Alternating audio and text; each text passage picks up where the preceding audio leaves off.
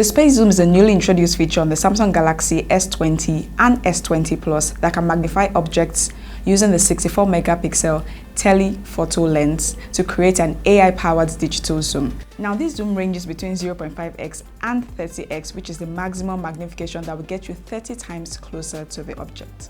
The cameras open up to a default ratio of 3:4 as in most Samsung devices, with options of 1:1, 9:16, full, and 3:4 on a 64 megapixel. Although on that ratio, you only get 10x zoom and not 30x. Here's a picture of the National Arts Theatre in Lagos taken using the Galaxy S20 from the side of a bridge, just so you see how far off this building is to the bridge. And this is the space zoom in action from 0.5x all the way to 30x. So the photo retains decent quality and details at 1.0x and 2.0x, with an evident reduction in detail and quality as it goes up the scale and starts to pixelate. At 30x, however, alongside a daunting task of stabilization, it did pick up part of the Nigerian coat of arms on the building that is presented at this angle. Let's just put side-by-side photos at 0.5x and 30x.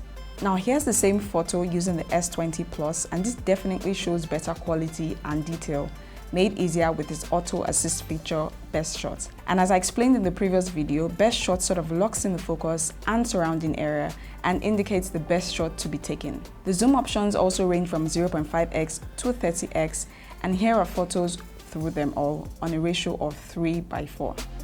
The S20 Plus did a great job of delivering depth to these photos, but just like the S20, the quality is not as sharp as you go up the scale.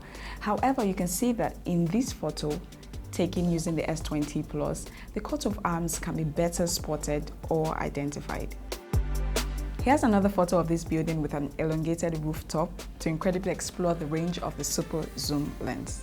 Now, one thing I love about this photo is how it showcases a vantage point that basically incorporates the surrounding to give a panoramic view. So although the building is the focus in sight, every other thing is present. The cars parked on the side of the road, the trees in the skyline, and overall street view.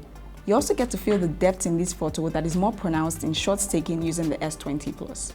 Once again, this is how far this photo is, guys, and this is how far it goes. All the way to 30x, which is the most magnification you will get of this building. That also enables you to spot the red firefly on the mast. And finally, one for the road while in a moving vehicle, a signage that reads, "Love Lagos." Now you can spot how distant this is at 0.5x, guys, and you see how it ranges all through to 30x. Great job. Next up is the newly introduced 8K video technology to the Galaxy series and the highest resolution on a smartphone. To appreciate this technology and give room for comparison, I recorded videos in 16:9 and 16:9 in 8K. Recording in 16:9, the colors are brighter and definitely more eye-catchy, especially using the S20 Plus, but not as detailed. In 8K on both devices, the objects have more depth to give a more realistic look and feel, from the petals of these plants to the markings being more realistic. You would also notice in this recording that while the air bubbles in the aquarium appear more like a rush of pebbles on the S20, the 8K mode on the S20 Plus better defines them. In this second video, there's more depth to the wood that allows you to spot the grains. So I also tried out the 8K video technology outdoor. Now, recording in 8K using the S20, you get a decent amount of detail, even though it gets grainier when you zoom in, but you get better detail using the S20 Plus.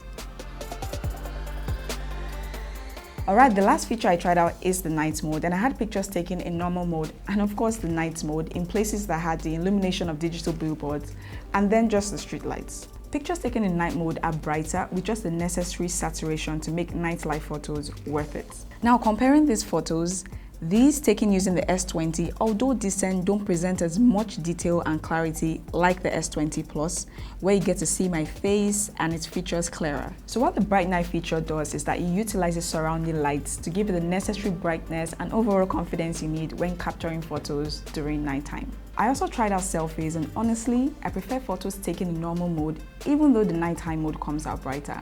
Now, it depends on what you're going for, but I feel the normal mode gives you a more natural feel than the nighttime mode that comes out a bit too yellowish and just presents all of the detail going on my face, for instance. Speaking of detail, I'll just say it does better justice to photos taken from a distance than up close.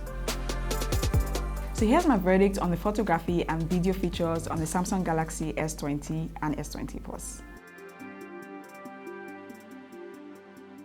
So yes, the space zoom works, its range is incredible, and I'm impressed by its telescopic ability, but it doesn't deliver as much clarity and detail for the level of technology expected in 2020 and for a flagship device that kicks off the decade.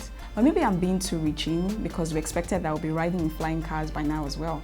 8K video technology was a thrill to watch, especially on the S20 Plus, even though it doesn't retain as much clarity or detail when you zoom in manually.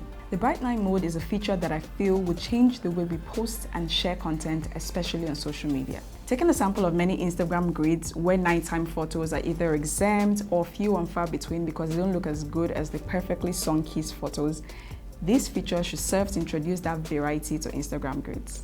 So what do you think about these features on the Samsung Galaxy S20 and S20 Plus? Let me know your thoughts in the comment section. Don't forget to subscribe, like this video, share, and I'll see you next time.